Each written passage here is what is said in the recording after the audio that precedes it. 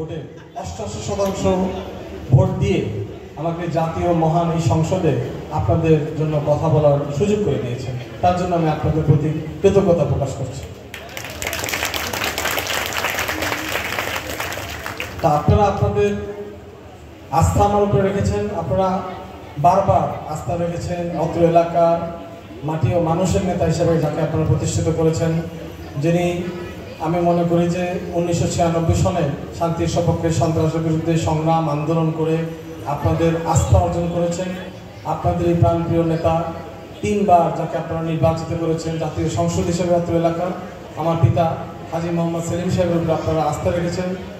আমি তাকে খুব কাছ থেকে আমি দেখেছি, তিনি আপনাদের যে কত ভালোবাসেন, উনি যে কতটুকু কর্মঠর, ওনাকে খুব কাছ থেকে দেখেছি বিদায় ওনার কাছ থেকে শিক্ষা অর্জন করতে আমি পেরেছি বিদায় আমি চেষ্টা করি সবসময় ওনার আদর্শ ওনার দর্শন ধরে ওনার সকল উনি না থাকলে আমি মনে করি না যে আমি আমাদের এই সর্বকালের সর্বশ্রেষ্ঠ বাঙালি জাতির জন্য বঙ্গবন্ধু শেখ মুজিবুর রহমানের আদর্শ আমি বুকে ধারণ করতে পারতাম।